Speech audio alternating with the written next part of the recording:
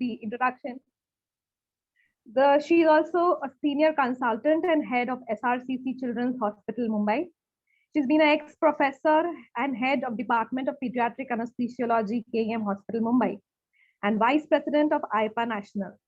She's been a past secretary of IPA Maharashtra State Chapter and faculty for fellowship in pediatric anesthesia.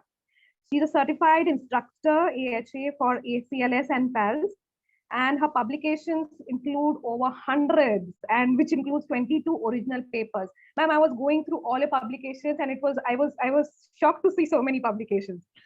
She's a joint editor of book of Principles and Practice of Pediatric Anesthesia, and besides that, she's also written chapters in 5 other books.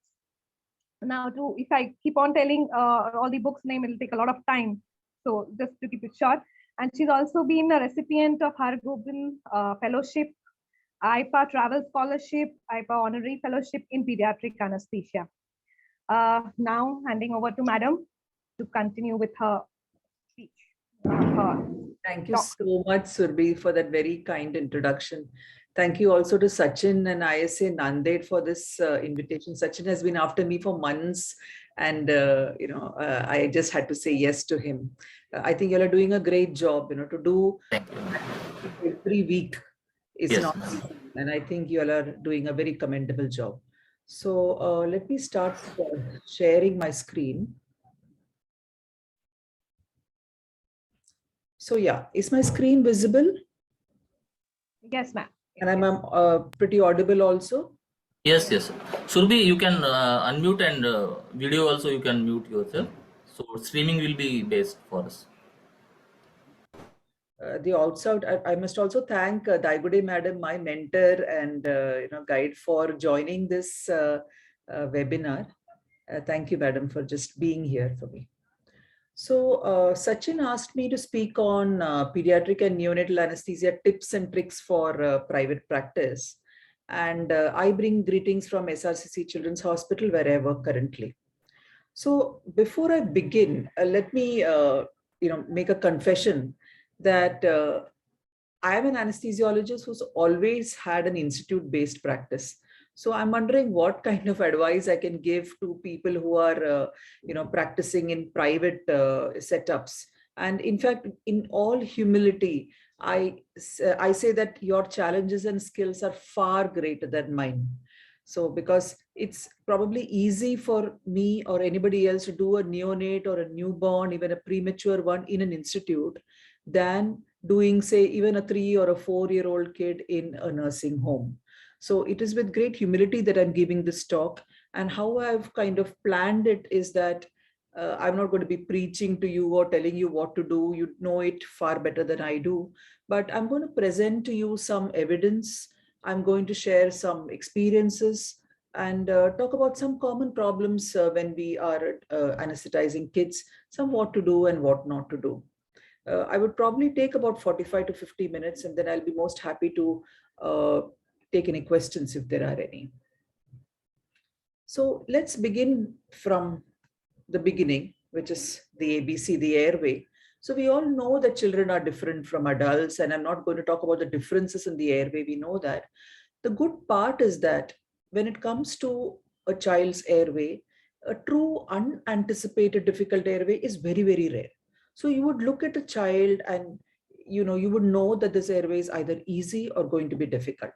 If you look at in comparison in adults, you would look at an adult patient, and think that this airway is okay, and you put in a laryngoscope and you would not be able to see, maybe it would be a Cormack and Lahan 3 or 4. It's quite common. So if you look at the unanticipated difficult airway, it's 10 times more common in an adult than it is in a child. So that's the good part. The problem is that even if you know that the airway is difficult, you still have to give sedation or anesthesia to manage the case. You can't do an awake intubation. And the biggest problem is that they don't give you much time for physiological differences that we all know. So these are kids who you would look at, they're syndromic. You have the retrognathic child, the child with external ear abnormalities. These are always usually associated with airway abnormalities.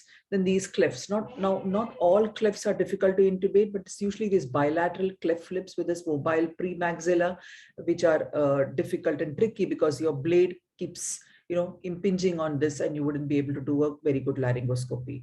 Then the hypoplastic mandible, as it is the maxilla, as in Treacher-Collins. So these are all syndromic kids. You will look at them and it's going to be difficult. So what exactly is a difficult airway in pediatrics? Now, we know that the syndromic kids are difficult, but they're actually only the tip of the pyramid. The most common reason for a difficult airway is actually a functional difficulty. And I'll explain this in a bit while. The neonatal airway is actually, I wouldn't say difficult, it's different. So for those of us who are not doing neonates regularly, you might find it a little difficult to manage the neonatal airway. Then, of course, there are the physiological problems, the pathological problems, say, like, for example, an abscess or trauma or something like that, which may cause a problem. But if you look at this pyramid, the most common cause of a difficult airway in a child is a functionally difficult airway. Now, what do I mean by that? I mean that it's actually a normal pediatric airway, and you might have difficulties. Say, for example, you have difficult mask ventilation. The commonest problems faced by the novice pediatric anesthetist or the novice anesthetist is that usually when you start induction, the tongue will fall and the airway will obstruct. And this is only because the tongue is relatively large with respect to the oral cavity. So if you're doing an inhalational induction, or for that matter, you've given IV induction, you've started with propofol, the commonest thing to happen is that there will be a tongue fall. Functional airway obstruction in terms of the upper airway is most common when there is light anesthesia and laryngospasm. So what happens is, typically when you are not anesthetizing kids regularly and you're a little scared, what happens, you give a little bit of propofol, you tend to give less of your agents, and that can be a trigger for light anesthesia and laryngospasm. So we know that in children, the initial drug, the requirement is more because of the higher volume of distribution. So actually they would need much more on a milligram per kg basis as an initial dose. For example, propofol you would give in an adult about 2 milligram per kg, and that would be enough. In a child, you would need at least 2.5 to 3 milligram per kg. Now, when it comes to the lower airway, again, a functional airway obstruction is bronchospasm. Again, the commonest cause is light anesthesia. Sometimes or very often you give atracurium and you get a bronchospasm, and then you can't ventilate very well.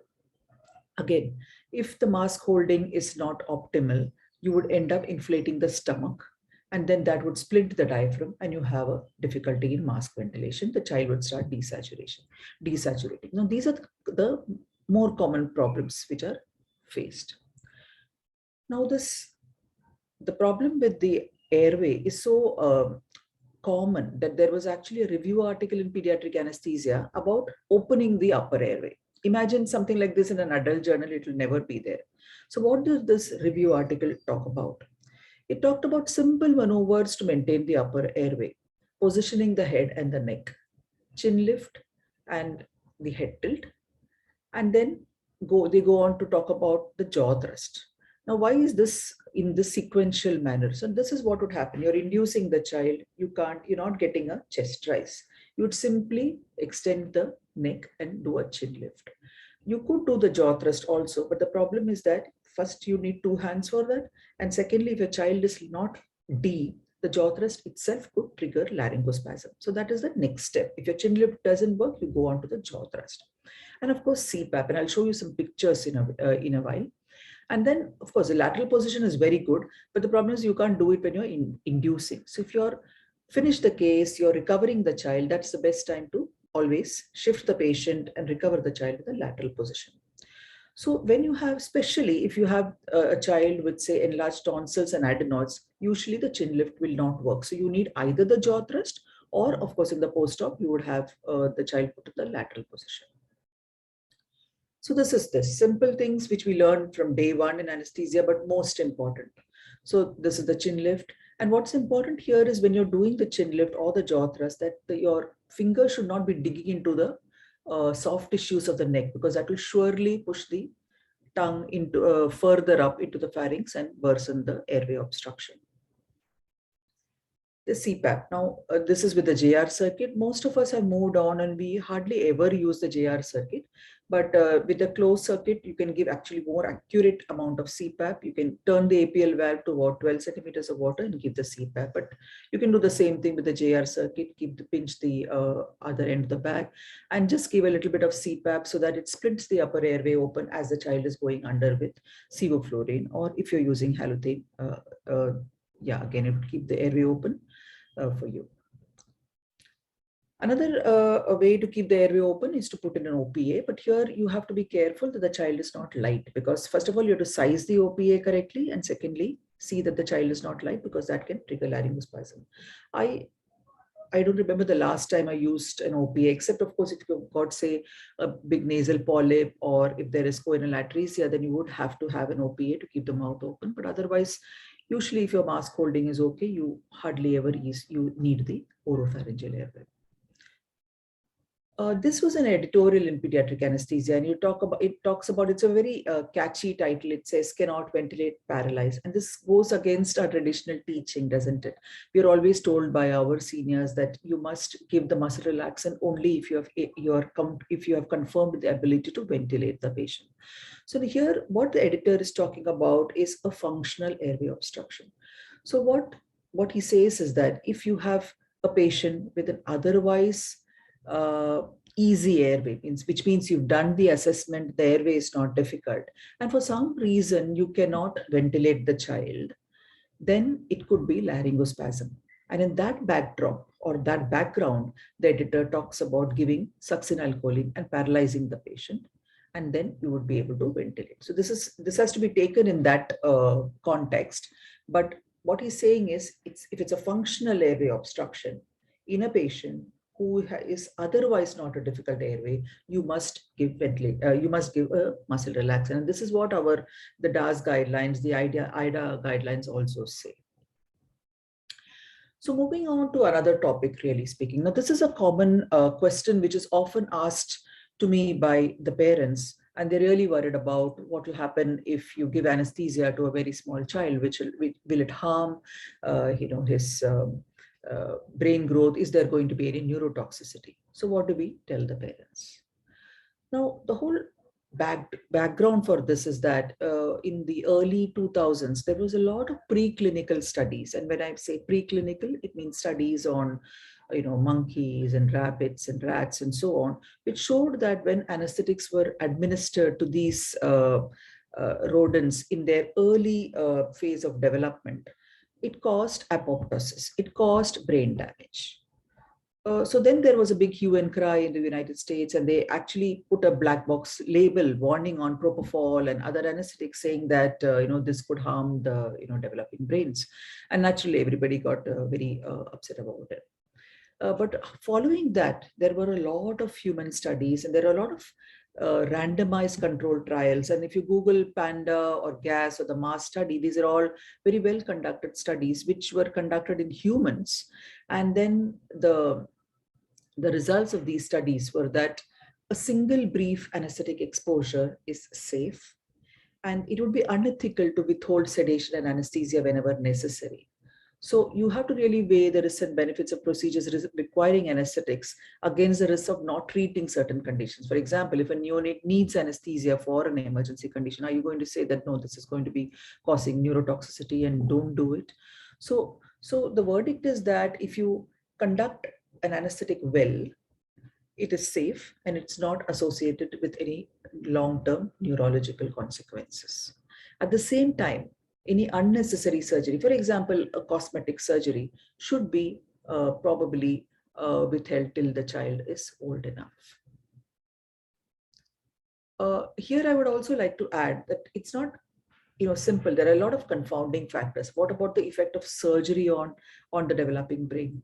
What about the effect of, say, brief periods of hypotension, or the other consequences. For example, if a child is septic, all that could also affect. So it's not easy to, it's not black and white, and there are a whole lot of things which can actually contribute to an adverse effect. So to blame anesthesia for it is not justified, and there is no evidence as of now.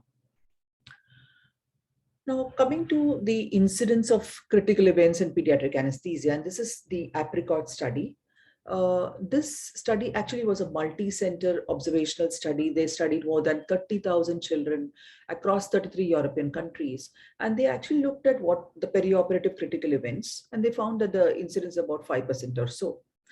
And the study also said that the risk factors for critical events were young age, previous medical history, and the physical condition of the patient. So this is actually quite obvious, isn't it? And they also came up with this red flags in pediatric anesthesia. So if you have, so what are these red flags? Neonates, infants, children less than 3 years of age, anybody with a ASA grading greater than 3, a child with a congenital or a metabolic disease, syndromic children, or children who are posted for major complex surgery. And what is a recommendation is that these patients, this subset of patients, should be cared for by anesthesiologists with specific education, training, and ongoing experience in pediatric anesthesia. So this is a take-home message. If you are in a place which is not well equipped to handle this kind of patients, and if your expertise is not that much, then probably these are the patients you should be saying no to. Moving on to another topic, perioperative fluids. What's new? So there's a lot of recent literature which is challenging old concepts regarding the need for preoperative and postoperative fasting. The whole, the holy grail, Holiday and Segar formula, which we followed for years, and about the volume and the content of perioperative solutions. So let us look at, each one in a bit of detail. So this is what we know by now.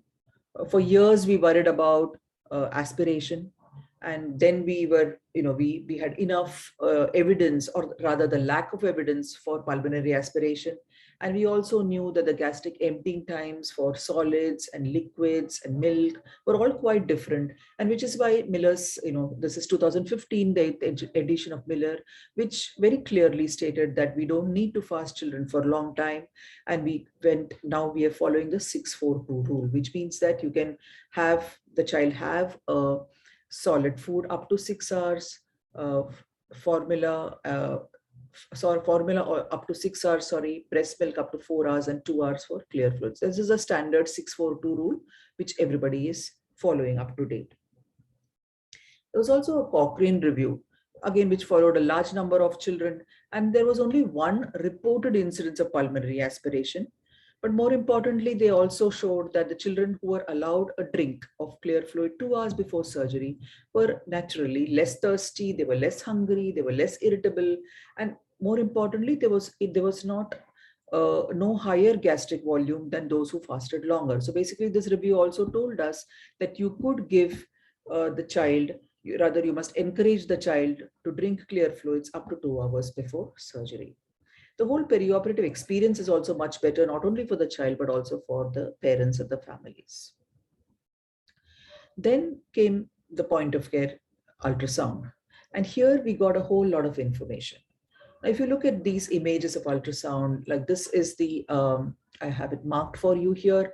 So you put your ultrasound in the midline, just to the left, and you here see that the gastric antrum, which is quite collapsed. This is the left lobe of the liver.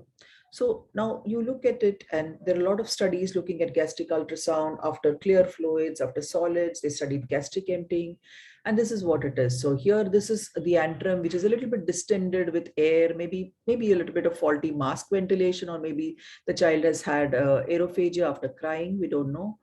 This is the antrum, which is quite distended, and this is the typical starry night appearance. There is a bit of there's a lot of fluid here with some bit of solids which you can see.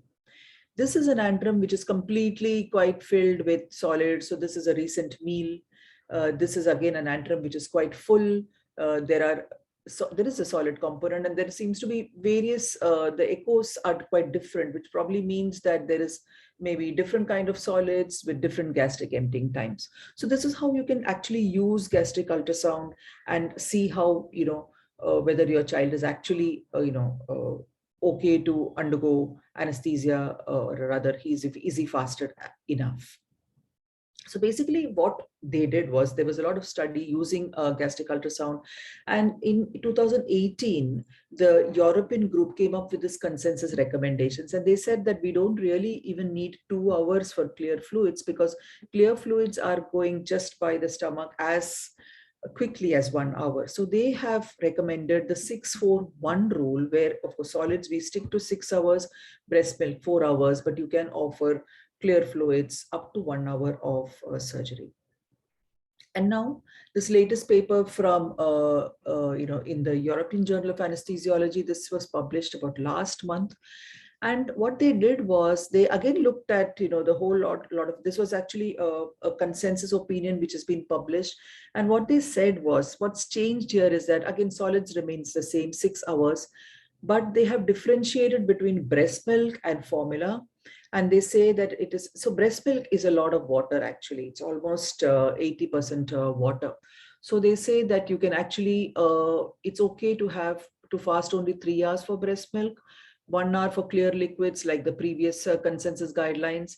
And they've actually said that if it is non-human milk or formula, you can go with 4 hours. So they're actually saying 6-4-3-1 regimen. And this is the latest thing to come in. So it will be a while till it comes into the textbooks. But, if you have a child who's had breast milk for, 3 hours before, you're still okay to go and give anesthesia quite safely.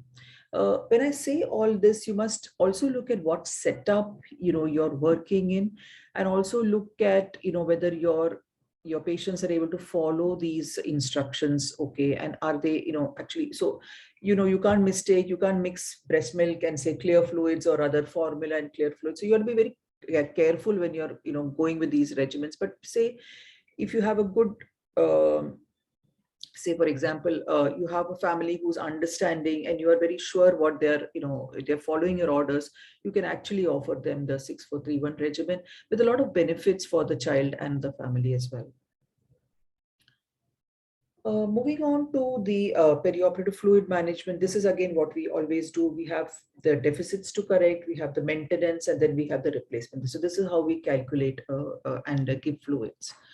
So this is the standard holiday Segar rule, which we've been following for years. So, the 4-2-1 rule. So, the first 10 kg, you give 4 ml per kg, second 10 kg, 2 ml per kg, and then subsequently 1 ml per kg. So for a 15 kg child, you would be giving about 50 ml per hour. And then you would multiply it by the hours of starvation and so on. So this is how we used to calculate the starvation fluid requirement. You would multiply the maintenance requirement with hours of starvation. You would replace 50% in the first hour, 25% in the second and the third hour. This was a Fermat's calculation. And then you would correct it with isotonic fluid. So what has changed is, and let me tell you this, is there are certain limitations to the 4-2-1 rule. For example, in the intraoperative period, it does not account for any of the fluid deficit. So for example, if your patient has come in with a large fluid deficit, your 4-2-1 would be inadequate for the maintenance. It wouldn't account for third space losses or unusual metabolic demands. For example, you're doing a surgery where there is a, say for example, bowel surgery, you can't use 4-2-1 rule and give that much maintenance fluid. So you would need another formula for the maintenance, right?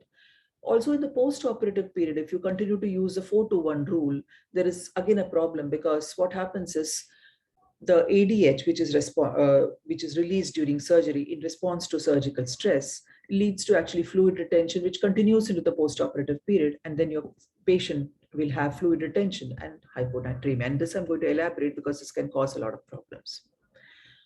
So what has happened is we're actually moving away from the 4-2-1 rule, and what Sampleman is proposing. This is from Pediatric Anesthesia 2017. And if you get access to this paper, I strongly recommend you to read this, because what he's proposing, and this is what we're all following nowadays, is a rule of tens. So what he's saying is that you begin with an infusion of 10 ml per kg per hour in the first hour. So we are not actually calculating deficits. We are not actually calculating the 4-to-1 rule for maintenance. We are not going by that 50%, 25%, and so on. You're just giving blanket 10 ml per kg per hour in the first hour. This provided there is no contraindication in terms of cardiac or anything. So you give 10 ml per kg per hour in the first hour, and the subsequent hours you see how it goes. So for short surgeries, you would finish in 1 hour or so, you just need that much. This I'm talking intraoperatively. For longer surgeries, you have to see how it goes. So if your losses are ongoing, you would continue with probably 10 ml per kg in the second hour as well. If the losses are more, you might want to increase it by to 20 ml per kg. This is you will have other parameters for assessing the volume status. If the losses are okay, then you might want to reduce this 10 ml. So as a standard rule, as a thumb rule, what we're doing nowadays is we are giving 10 ml per kg per hour without calculating any 4-to-1 or the deficits or the fasting. Remember also here that your fasting times are very, very minimal nowadays. Beyond that, if the patient is losing volume, you would give either albumin or a colloid. And here again, it is 5 to 10 ml per kg per hour. If you need to transfuse, it is again 10 ml per kg per hour. So this is a simple rule of 10s, which has been proposed by sample bank. Coming to post-operative fluid management, what the guidelines, this is also said advocated by the ERA Society, is that early oral feeding is safe and when tolerated. Early, but again, on-demand oral feeding can be started post-operatively even before the return of bowel function in healthy patients. So if your child is awake, his reflexes are okay, he's asking for water, you can actually feed him. You don't really need to check whether there is a return of peristalsis. Of course, this is in the absence of any contraindication from the surgical point of view. Introduction of solids should be done more cautiously. Coming again to post-operative IV fluids, and I must emphasize here, there was a editorial in Paediatric Anesthesia which talked about post-operative hyponatremic encephalopathy following elective surgery in children. So these were children who were actually healthy kids undergoing simple surgeries like tonsillectomy and so on, who had convulsions post-operatively. And when they looked into why these children had convulsions, they found out that these children were hyponatremic. Now, what had happened? What are the causes of post-operative hyponatremia? So what happens is during surgical stress, when there is untreated pain, there is plasma, there is ADH which is secreted, and this ADH secretion continues into the post-operative period. And in this post-operative period, if you continue to give fluids which are hyponatremic and in a larger volume, then you can have very severe hyponatremia, which could cause convulsions. So the recommendation for the post-operative fluids are that you restrict the IV fluids by at least 33 to 50%, which means that you don't use the 4-to-1 rule, but you actually use, which is the 2-1.5 rule for at least 12 hours post-operatively. See, now this is all holding good if your patient is on IV fluids post-operatively. If he's drinking he started drinking, which is what everybody is advocating in the absence of any contraindication, then there is no need for any post-operative IV fluid. If you have to give post-operative IV fluids, you would restrict it by 50% to 1.5 rule. At the end of 12 hours, if your child is still on IV fluids for whatever reason, then you would go back to 4-to-1 rule, using either 0.5% saline or 0.9% saline, depending upon the child's age and weight. Of course, here you're going to be repeating the labs. Because your child is on IV fluids, you will be doing the sodium glucose monitoring and the fluid balance calculations. So in a nutshell, what is the latest recommendation for perioperative fluid management is preoperatively keep fasting times as short as possible. Allow, in fact, encourage clear fluids up to 1 hour preoperatively. Minor procedures, in that case, you just need one background infusion of 10 ml per kg per hour. You could add glucose. If your child is very small, maybe make it 1% glucose. And I'll answer this in the question if anybody has a question, how we make it 1%. If it is an intermediate procedure, which means it is going to last a little longer, you can adjust the background infusion to actual requirements during the course of the procedure.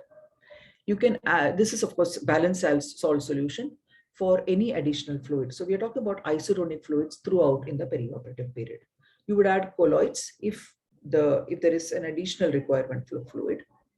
And for major procedures, it will be the same thing as intermediate procedures, plus you might need to give blood in case there is critical hemodilution.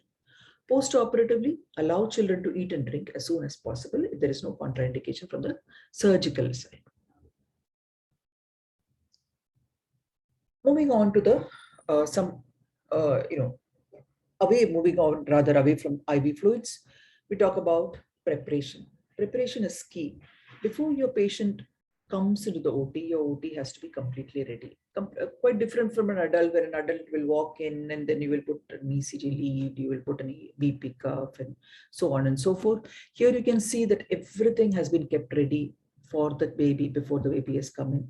A small shoulder roll so that it prevents head flexion. You can see the warming blanket has been put underneath. Everything is in preparedness so that once the child comes in, there is just no time wasted and you're working to just start induction from the word go. And again, when you do pediatric anesthesia, you have to have a whole range of equipment because your baby might be a neonate to a full-grown adolescent, so you would have to have a wide range of equipment. Well begun is always half done. So what the parents remember is how you separated the child from them. That's what they remember the most. So unless of course the child is in the lesser than 6 to 8 months, where the stranger anxiety has not come in, or the child is old enough to understand and you have spent enough time and gained his confidence and trust, most children in this in-between age group would need pre-medication. You can use whatever works for you. For us, mostly we use midazolam. Oral midazolam works very well, but you need about 30 minutes. We often use nasal midazolam simply because we don't get that much time with the child. The child is coming to pre-op and the surgeon is in a rush to take. Also, I find that when children are very cranky and then you give them oral midazolam, they usually spit it out. So if I have a child who needs pre-medication, my go-to pre-medication nowadays is just nasal midazolam. You take the ampule, the 5 milligram per ml midazolam, and just squirt it into the nose. Triclofos also works very well, and I'm sure Daigode madam will agree with me. Only with the problem is that you need about a good 45 minutes to 1 hour. So it can be administered in the ward or by the nursing staff before you shift the child into the preoperative area. People are also using dexmedetomidine. That is also good because it doesn't sting. So you can use intranasal dexmed. Again, it takes about 45 minutes to act. Coming to induction of anesthesia. Now, if you are working alone, if you're working in a nursing home setup, you don't have much help, it is always better to prefer an IV induction. Sevoflurane is not as safe as it is made out to be, because you could have laryngospasm during induction, and then you don't even have an IV line in. Always have an experienced person to help you during induction. This was a paper which actually looked at inhalational versus IV induction of anesthesia in children with a high risk of perioperative respiratory adverse events. This was an RCT. So they looked at about 300 children, and each of these children had at least 2 risk factors for PRAE, that means perioperative respiratory adverse events, which these 2 risk factors could be, recent URI or GERD, but these children had risk factors for adverse events, and they randomized these kids into 2 groups. So one group got IV propofol induction and the other group was subjected to sevoflurane induction. And what they found was that in the sevoflurane group, the risk of respiratory adverse events were almost 3 times higher than the propofol group. So what they concluded is that when it is appropriate, anesthesiologists should consider using IV propofol induction in children who are at high risk for perioperative respiratory adverse events. And in our practice, in my practice, we have kids who we hardly ever postpone because they had a recent URI, or they have a sniffle 2 days back, they had a bit of a cough. So unless they are really very ill, we don't postpone them. So most of our kids are at high risk for respiratory adverse events. And also it's also very seasonal. If it's monsoon, they are at high risk. If it's winter, then again, high risk.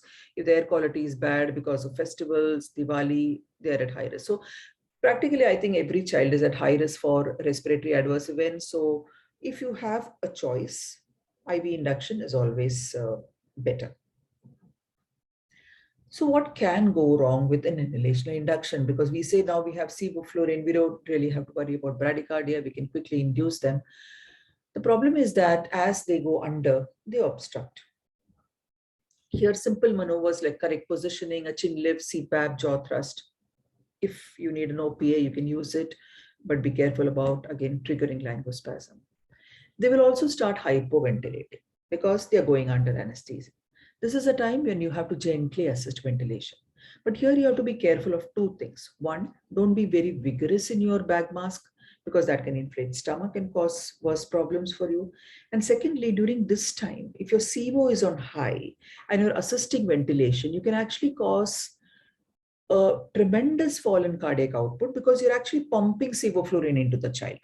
So this is a time when you're assisting ventilation, turn down the sevoflurane a bit. And you must also remember this is most of this during this time, you don't have the BP cuff on and you're not really measuring the BP. So you wouldn't even know that the child is dropping cardiac output till you see bradycardia. So you have to be very careful when you're assisting ventilation during this time. And again, laryngospasm can occur. And this is a time when you know you don't have an IV line. What will you do? You're giving 100% oxygen. So you continue that. You apply CPAP. And then you might have to resort to IM succinylcholine. I never had to do this yet, but yes, if you have to do it, you can give, the dose is 4 milligram per kg, and they say you can actually inject it into the floor of the mouth, or I mean, that would probably work faster than an IM in the deltoid. So yeah, check, double check. So you get your, if you have an IV line, you got an IV line in, check all the IV extensions for air bubbles. You really never know when the PDA or a PFO is open. Most of the children will have a patent, a PFO. Whenever you're injecting, there is always some air which is there in the three-way. So you draw back on syringes to de-air before injecting. Always advisable to use a burette set, or if you have access to a syringe pump to administer fluid, so you can administer it quite accurately. And of course, a micro drip at the least. Always check the IV patency and access. If you have an indwelling IV line, check the patency before you take the child in. Before you hand over the child to the surgeon, see that you have your IV all very clear. And if you're using a syringe pump, see that your default setting is set to low. Otherwise, the syringe pump will keep on delivering and you might end up with a big extravasation and a problem. Coming to medication errors in pediatric anesthesia, this is a report from the Wake Up Safe Quality Improvement Initiative. This is from the United States. And there is a movement which is called Wake Up Safe, which is a quality improvement initiative from the Society of Pediatric Anesthesia. So basically, it's a registry of serious adverse events. And what they found was that when it comes to medication errors in children, dosing errors are the most common type of errors. And the reasons are actually quite obvious because children come in varied sizes, and the staff may be unfamiliar with this age group, and certain medications are often dosed, or sometimes you give paracetamol, you put in a suppository, you also give an IV paracetamol. It could become too much of a dose for a small child. So you must know the doses, which is according to the weight. And this is something which our seniors always taught us, and it's useful if you're not doing children very often, to have this doses actually written down, stick it somewhere on your machine or your trolley so that it's a good reckoner. Nowadays you have smartphones, you can actually have everything on your phone so that it's easy. Coming to the surgical safety checklist, we've been following it since now last, say, 10, 12 years or so from KEM days, and it's a quality requirement for us for NABH and JCI. So this is a checklist. We do it all the time. In a sense, we know that we mark the site, but it's just another ticking off that everybody's on the same page, and the nurses and the surgeons and the anesthesiologists are all aware of what we are doing. So in our place, the nurse reads it. It doesn't matter who reads it, but it's important not only from the safety point of view, but also from the medico-legal point of view, that you have the checklist and you have documented and ticked off all the boxes before taking the child in. It's also important, if you're working with the same team, it's okay. But if you're working with different people, or you're working, moving from one nursing home to the other, and you have a new nurse come in or a new surgeon come in, it's important to know what each person's role is. Others, you think that the other person would have done it, and then nobody would have done, a particular job. So role clarity is extremely important when you're working, especially with unfamiliar teams. One very important thing is to ensure analgesia, because when your child is waking up, you don't want him waking up in pain, and this is not only distressing for the child, it's distressing for the whole family. So one technique, which is a simple block, which I think practically everybody practices in whatever setup you may be practicing, is a caudal block. And the beauty of the caudal is that one technique fits also any kind of surgery below the umbilicus. You can use the caudal, and it's a simple block. The learning curve is really very short, and it's remarkably safe. So there is not a single case of epidural abscess, hematoma, or paraplegia after a single short caudal in the world's literature. It's that safe a block. And it's actually said in one of the papers which was published that it takes only 21 caudals for a novice to become as good as the experienced anesthesiologist. So that's that's a really short learning curve for a caudal block. Having said that, the world is actually moving on from a central neuraxial block to more peripheral blocks, because at the end of the day, the caudal block is also a central neuraxial block. So this was, again, a very recent editorial in Anesthesia, which is talking about new blocks on kids. And they talk about core basic nerve blocks in pediatric anesthesia, which should be, kind of given more importance, and, actually encourage that people adopt it. And they call it plan A blocks. And what are these plan A blocks? The caudal block is still there. It's not going to go away. They talk about the penile block, which can be used for circumcisions and distal hypospedia surgeries. The axillary brachial plexus block, which can be given even blind, even if you don't have access to ultrasound. So you can do any surgery below the shoulder. The rectus sheath block for midline surgeries, say for example, umbilical hernias. The popliteal sciatic block for anything below the knee. And the femoral nerve block, again, for surgeries on the femur and the lower limb, essentially. And they also talk about the lateral QL block, which is quite an easy block. But of course, these are all the rectus sheath. The rectus sheath block, of course, can be given by the surgeon also under vision. But the lateral QL block and the popliteal sciatic block, the femoral block, are all better given by ultrasound. So I think this is going to be the future. So, so if you have access to ultrasound, you must also gain expertise in using it. And these are actually very simple blocks to give. It would be great to get experienced in this. So of course it needs training, and it needs a lot of doing these blocks before you can actually do it safely. But having said that, these 7 blocks are being propagated in adults, also in kids, as very safe blocks once you get the know of how to do it.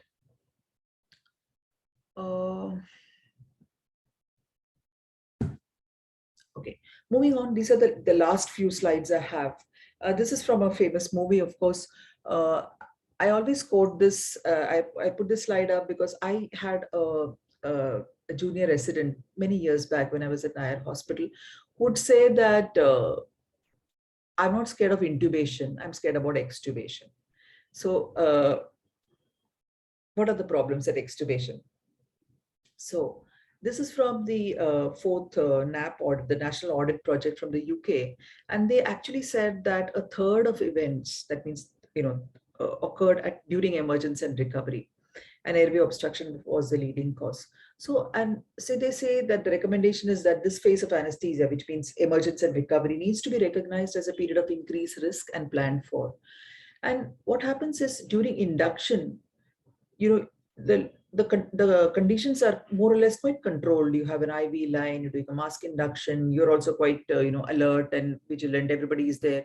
During extubation, it's the end of the day, the surgeon has also sometimes gone away from the room at least. You are left to your own devices, you might be tired, and this is a period where you could have some adverse events. So why is extubation hazardous? So there could be problems related to airway reflexes, either because of exaggerated reflexes, and there could be breath holding, coughing, pucking, laryngospasm, or reduced reflexes because the child is still deep from anesthesia and there could be airway obstruction and aspiration. So if you extubate or remove the airway device in a lighter plane, you could have problems. If you remove in a deeper plane, you could have a different set of problems. And there could be desaturation. There might have been airway injury either because of the surgery itself, maybe if it was airway surgery, or because of a tight tube, or again, when I'm talking about human factors, it's just that it's the end of the day, you're tired, you may be distracted, the people who are there to help you may not be there at the time of extubation, and that's why extubation is very often more hazardous than intubation. This was an article which actually looked at how do you extubate children. Is there a, whether you should extubate them deep or awake? And they looked at respiratory complications in children undergoing adenotonsillectomy. So they found that, if these children, all these children had some risk factors for respiratory adverse events.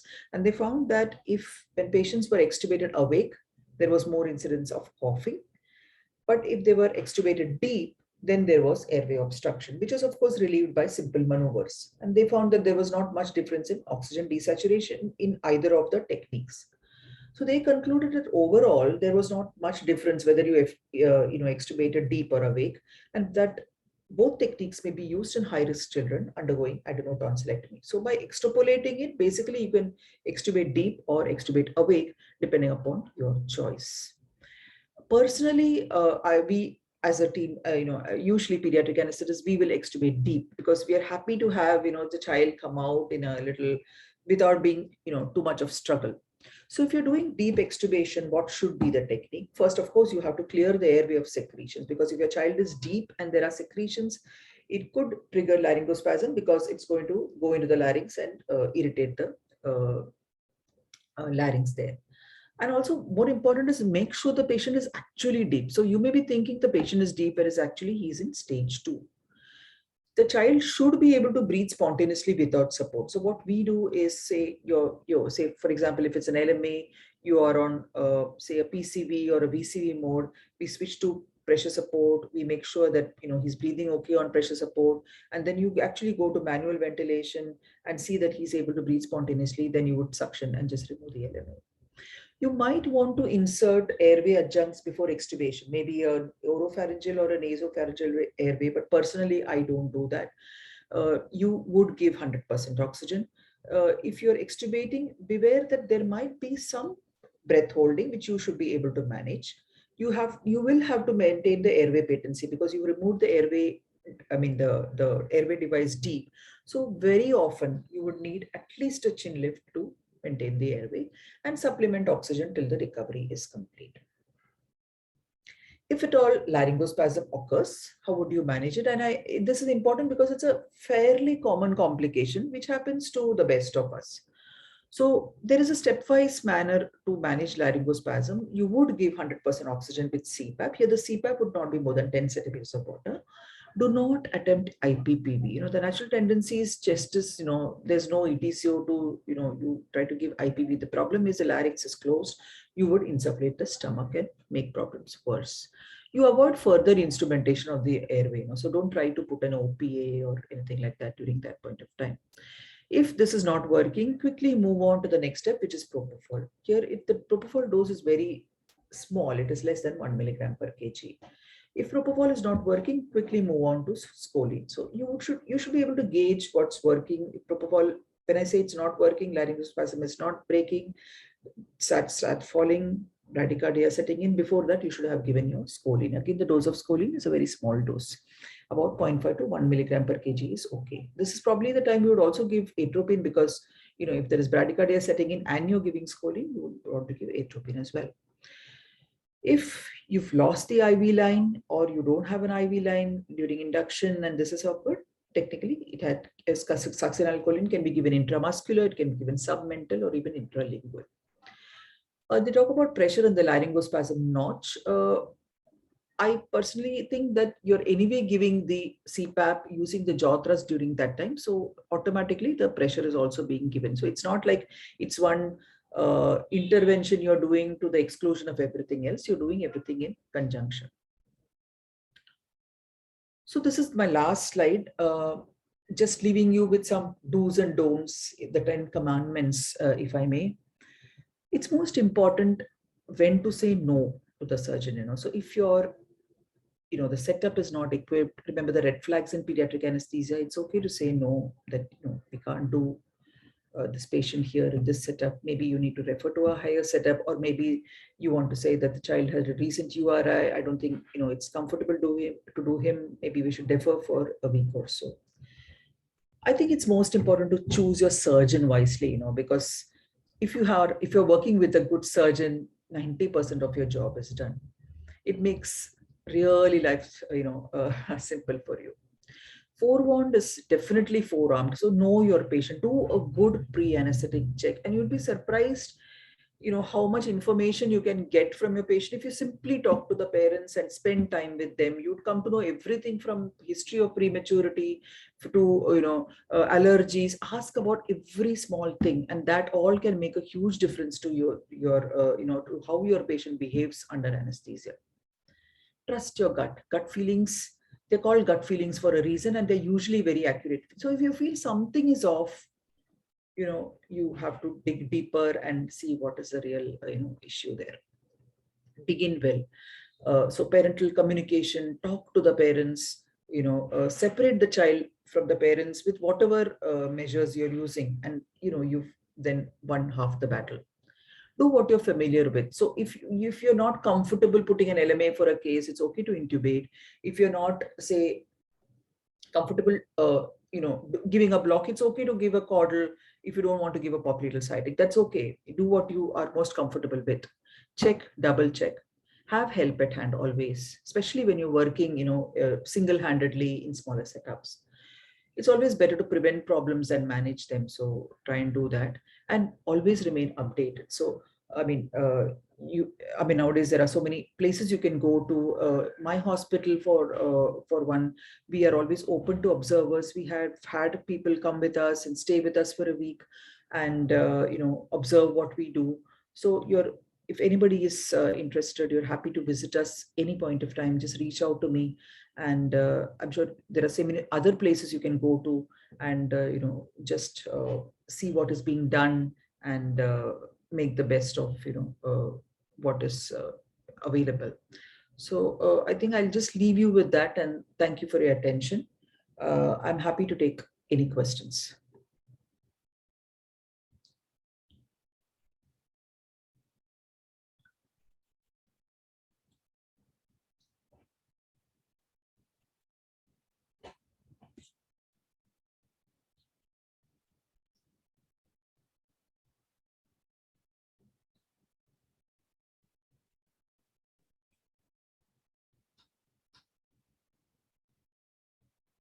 I think Sachin or Surabhi, you have to unmute and talk. Thank you, ma'am. Actually, yeah.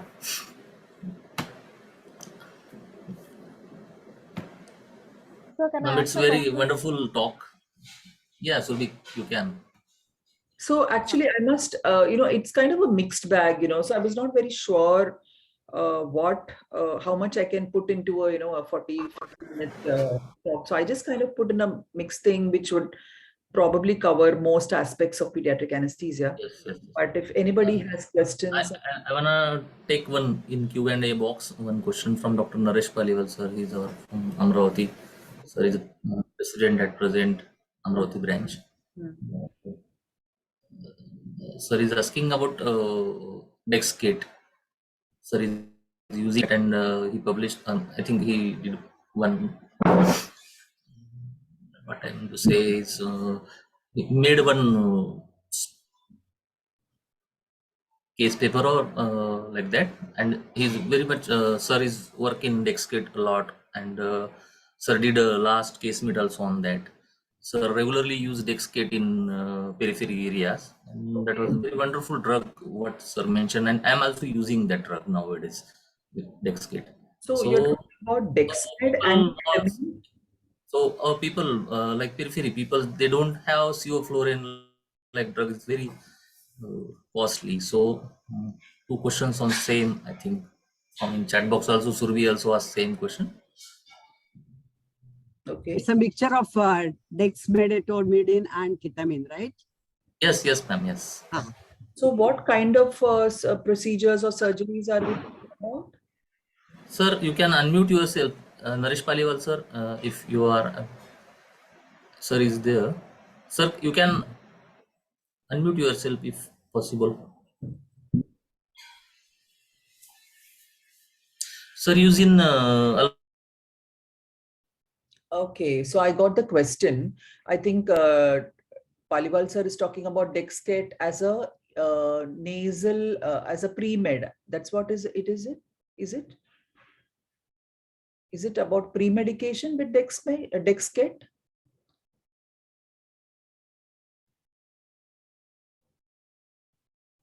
Hello?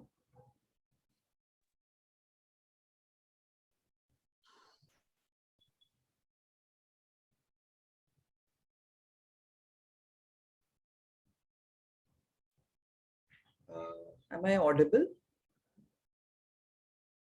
I think person who has asked the question has to unmute and ask again. Yeah, I'm not sure who can unmute him, but I think, madam, what they're talking about, he's saying he's not able to unmute. So I will just type the answer probably, or I think, can you hear me? If I'm audible, I can probably just talk. Yeah, you can say. Okay.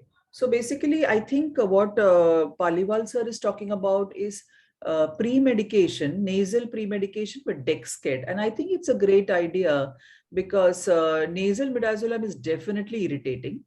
So probably what he Dexmed. I think he is talking about Tiva.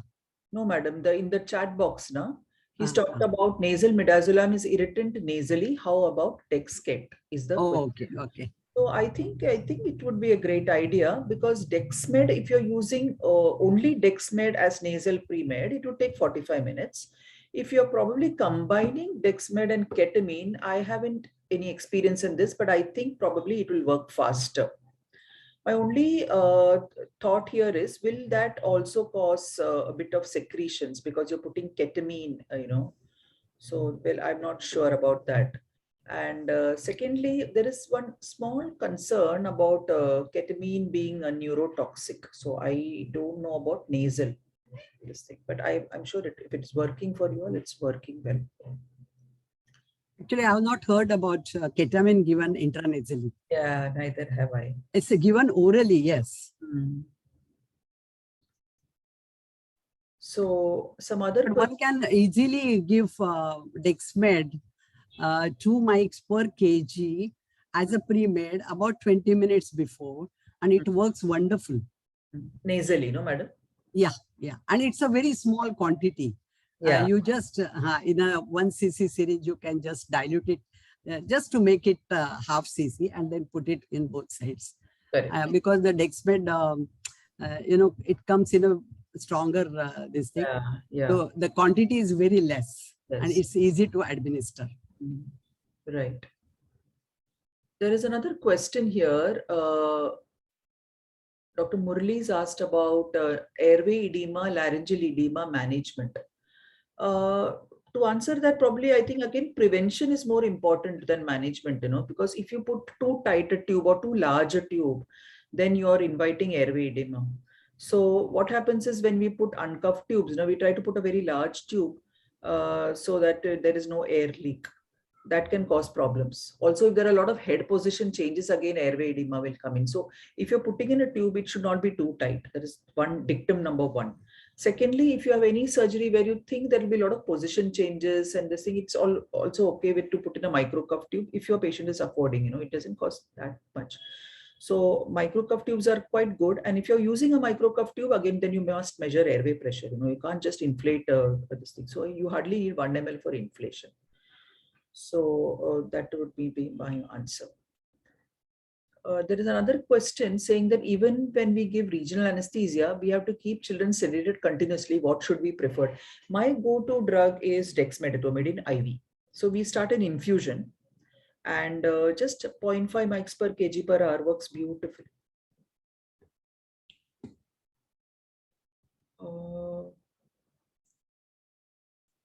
Somebody is asking, is succinylcholine sublingual preparation is available, or same IV preparation can be used for, I'm presuming, laryngospasm? No, it is the same succinylcholine preparation.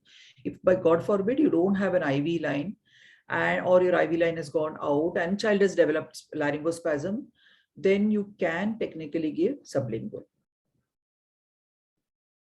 into the tongue. Can be pretty. Use finest needle. Yeah. 26 number. Yeah, that's important. Yeah, because it's a very vascular area there.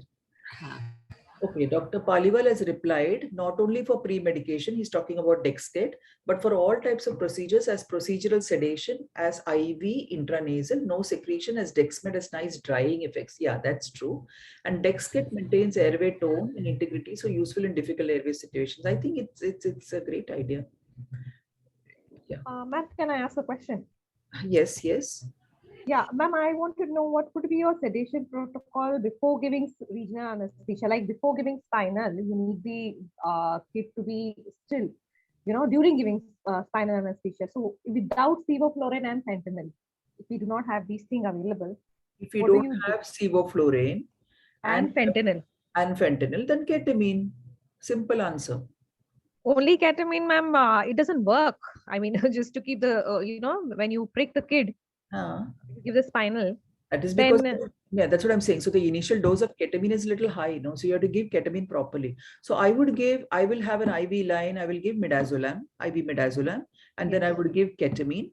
I would also give glycopyrrolate because I'm giving ketamine, and I would give a good dose of ketamine because what happens, we give them analgesic dose of ketamine. By the time you put in the spinal, child moves. Yes. So I would give a good dose of ketamine. I would give 2 milligram per kg of ketamine. And what are your views on nalbuphine for kids, ma'am?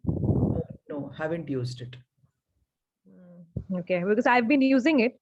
Hmm. I've noticed there's less of respiratory depression.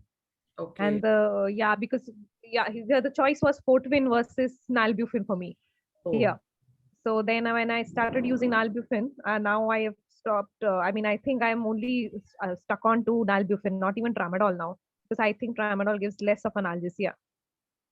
Tramadol, yeah, is a poor analgesic, plus it causes a lot of post-operative nausea, vomiting. Yes, yeah, yes. Nalbuphine, I have no experience, but sometimes when you have kids who are, you're given fentanyl during induction, post-op also, then I give Fortwin sometimes. It works very well. It causes a little bit of sedation also, Fortwin. So everybody is happy. Child is also quiet. The analgesia is okay. So I don't have experience in nalbuphine, but I have actually started going back to Fortwin for some very difficult kids who will have pain despite everything else, despite your diclofenac, paracetamol, fentanyl you have given, and then you can't keep on giving fentanyl because every hour then it'll wear off. So in those kids, I have given Fortwin and it seems to work. 14.5 milligram per kg intramuscularly also acts fairly fast. Yeah. If the child is little restless and you want to give it for the post-op sedation and analgesia, you can give intramuscular. It works very well. Yeah. Another person has said buccal midazolam, if available, works wonderfully for pre-medication. I completely agree. So if you don't have, buccal midazolam means same thing, this midazolam which we are giving either, intranasal, no? What you can do is buccally. Absorb faster. And for the oral midazolam, if the child permits, what happens? The child should cooperate. No? So you just pull the cheek out, put that midazolam in this fold between the buccal this thing and the mouth. So it seems to work better than, it's actually better than oral midazolam. I don't use it a lot often though. Again, Dr. Paliwal says, I use Dexcade before spinal or caudal. Nothing else is needed. No glyco, no midas, no O2, just a little LA infiltration before the prick-up. That's another good thing. Small dose of LA, local anesthesia. I mean, y'all are, better than, because y'all have, y'all are working in setups single-handedly. You'll have to use all your,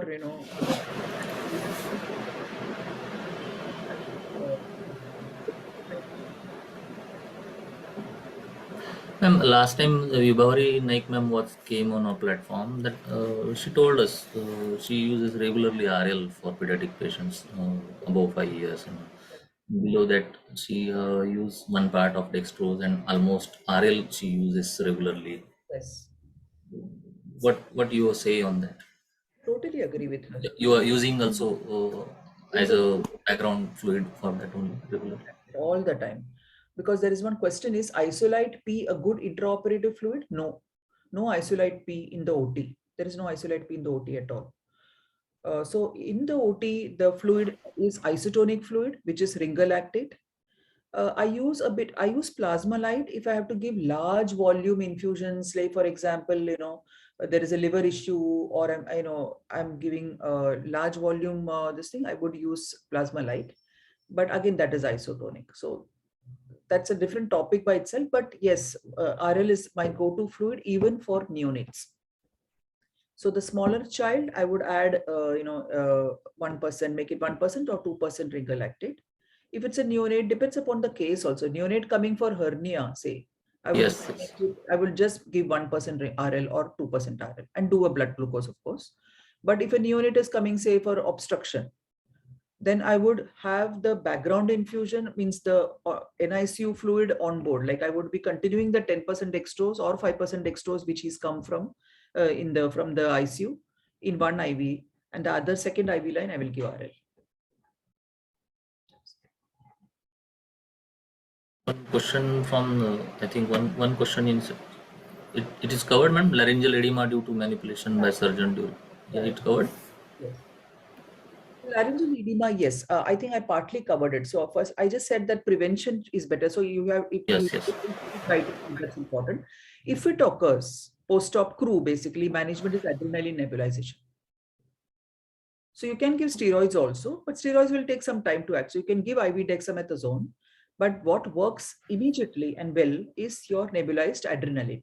Now the textbooks will say racemic and all it, we don't have racemic. So basically you use your adrenaline ampule in the dose of 0.5 ml per kg. So if you have a 10 kg child, you can go up to 5 ml. Put it in the your Hudson mask and nebulize it. It works beautifully. Okay.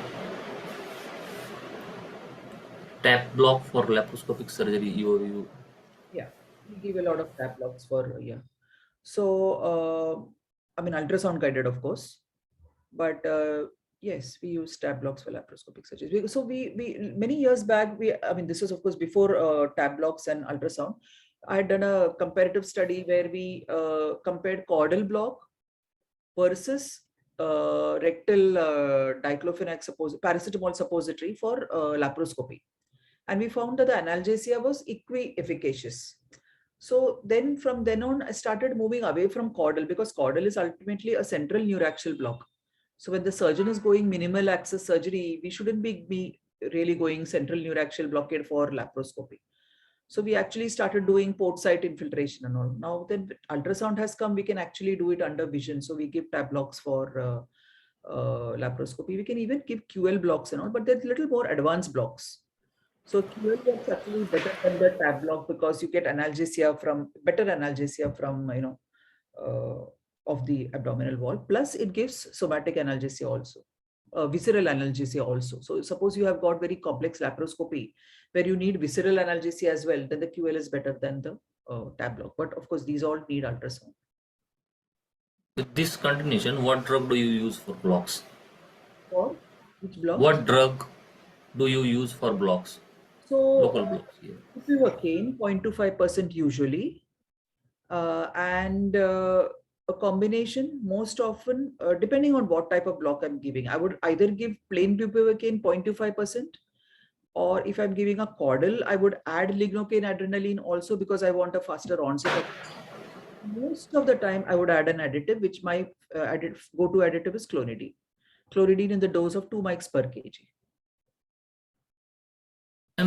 You are using VL scopies in pediatrics age group.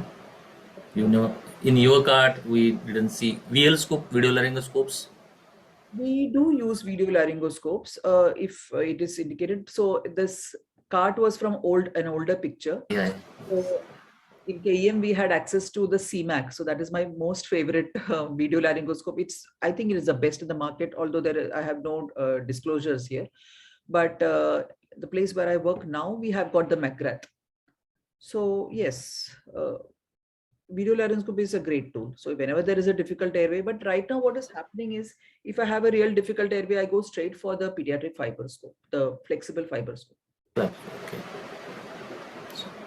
One thing I wanna ask you, what type of analgesia, means paracetamol is based or diclofenac or any patches you recommend for our private forum practices in nursing homes? There is a lot of concern on that. Some people uses syrup ibugesic in some part, but after taking orals. But in between that, what drug you recommend for us? So again, use depends on what is the degree of pain anticipated following the surgery.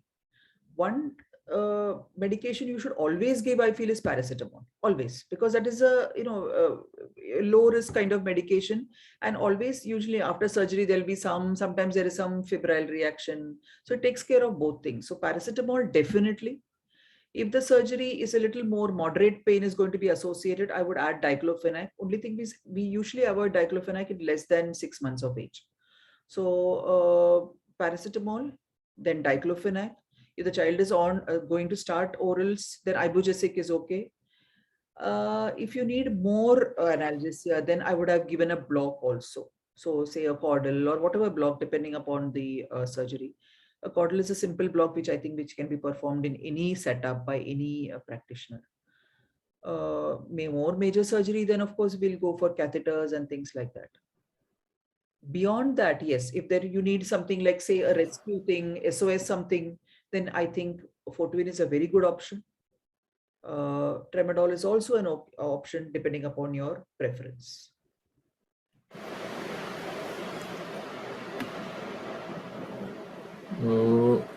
Vidya asking from Dr. Vidya Taide, all from Dubai. She is asking, hello ma'am, this is Dr. Vidya Pawan. Hi Vidya, nice to see you after so many years. Lecture was really very informative. Could you please tell us type of anesthesia or sedation drugs, options for long MRI procedures? A really nice question. I'm also thinking on that. For MRI procedure, non-operating room anesthesia point of view for pediatric and neonate cases. So, hello Vidya, actually it's nice that you're joining in, and say hi to Pavan also for me. The question is, what do I use for MRI procedures which are going on wrong, right? So most of the time, I remember, we do it on just some nasal prongs and TIVA. So I just remember, I think one patient where I had put an LMA. So most of the time I would just avoid any instrumentation of the airway. So my way to do it is I would take the IV line and give propofol and ketamine. Now in the place I work, we don't have a MRI compatible infusion pump. So I have to go with this intermittent doses. So what I would do is I would give the midazolam IV, give that initial dose of propofol ketamine, and then put nasal prongs and connect it to the sevoflurane. So I have a MRI compatible anesthesia machine actually. So that's very useful. So I connected to low dose sevoflurane and then just move out of the MRI suite and watch from outside. So I'm not breathing all that sevoflurane. So you just need a small dose of sevoflurane. And then whenever there are when the technician can give me that, gap, say he's finished 2-3 sequences and I get a gap every 15 minutes or 20 minutes, I would go in and give an additional dose of propofol and again come out. So that's the way I do it. But if you have an MR compatible pump, you can just give whatever, Dexmed is a great idea. So that's how, Does it work for you? Generally, Palivasa uses in 1:2 ratio, like that 1:1 ratio of metamidine and ketamine combinations. Like that will be work in non-operating areas. That's also a great option. Yes. I also give a bit of, so like he is using Dex and Ket. I use Propofol and Ket. Yeah. So that's really wonderful mention on that. In periphery, we lot of concern on O2 most of the time. That should be more concern, and other things that less drug you required for procedures, and absolutely that thing have to be taken by private practitioners. Sure. I think Surbhi's questions were covered. I think so. Yeah. She's asking on two questions like. Yes. Surbhi, you can unmute yourself, and if any. No, sir. My answers, the questions have been answered. I just wanted to share something with Paliva, sir, because he's so. I mean, when I heard his talk about Dexkit, so today I had a burn patient. Was 3 years old. So now Dexkit. Now we were having the collagen. When you put the collagen. Now, what happened was initially it was okay when I gave Dexkit and I didn't give glyco, like he said, don't give glyco, don't give anything. Yes. I won't give anything. But my patient had a lot of secretions. I had given Dexmed in the dose of 1 mic per kg and ketamine by like 2 mics per kg. First of all, I had a problem of secretion. Secondly, the sedation was not enough for the dressing. I had to give additional propofol. So I had 2 patients today. So the next patient, I gave Dexkit and then I had also I had to give propofol and ketamine. The combination. That's why I wanted to ask sir, if you could answer that. Am I doing the dosage wrong? What was wrong? Because I told you the dosage. 1 mic per kg was Dex and ketamine was 2 milligram per kg. 1:2. You are using 1:2 ratio. Yeah. But I've used it twice. I've used it 3 times, this combination. And once it was okay. And twice I had this problem of secretion. If sir is there, he will answer you. Otherwise, you have to check once again that our YouTube. So yeah. I've checked. I noted down. There's something on YouTube I would like to see too. Yeah, ma'am. Our channel, ISSCT branch Nanded. Whatever is happening on this platform, that will be recorded and uploaded on our ISSCT branch Nanded.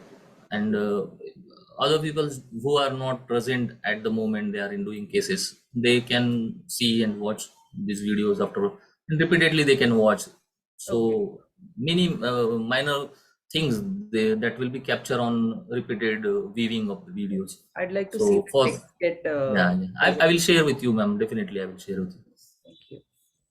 Second thing, ma'am, our peoples are very much concerned about the what I want to say is newer drugs are coming and we are lacking on that part related to locals. What isobaric drugs coming, what video laryngoscope coming, sonography is coming in private practice, and what related to regional and isobaric drugs or hypobaric drugs are you using on neonate or pediatric cases below 12 years? Any experience on that?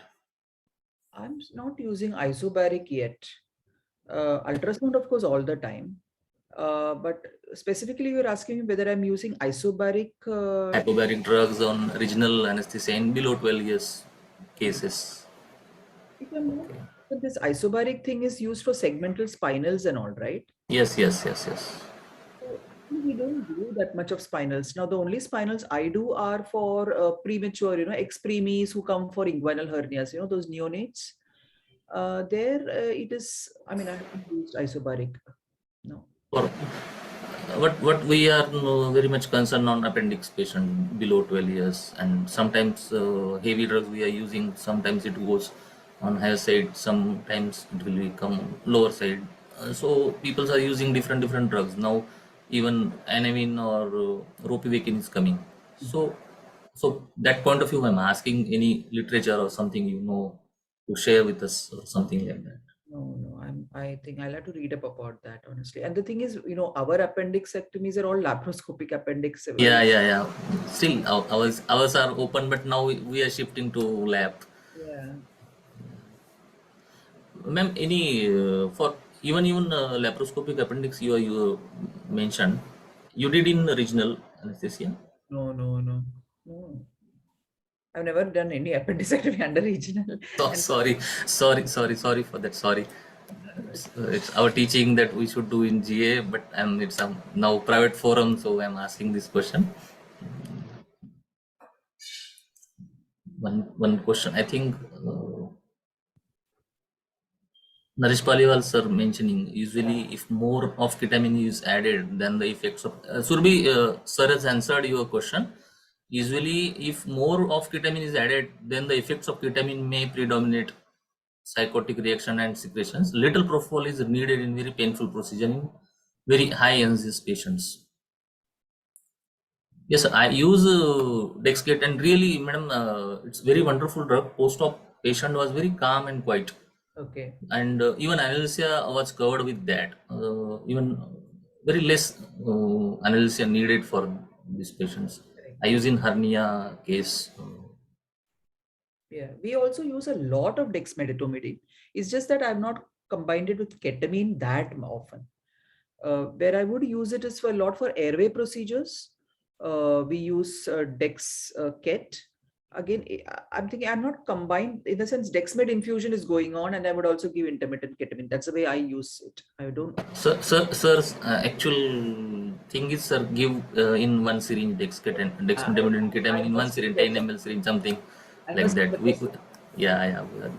These are the short tricks we use for. Sure. Yeah.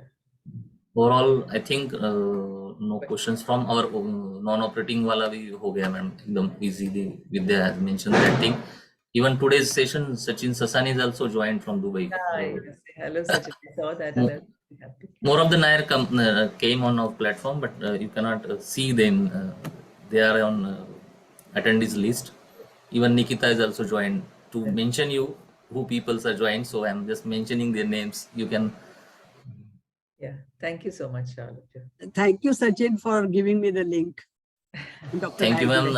It's very my honor that you want to come on a platform. As we are so small city branches, we are doing something like this to know ourselves. And because of Corona, we are now, this platform is very useful for us, because day-to-day practices, it's very impossible to come out of the town and attend the CMEs and all.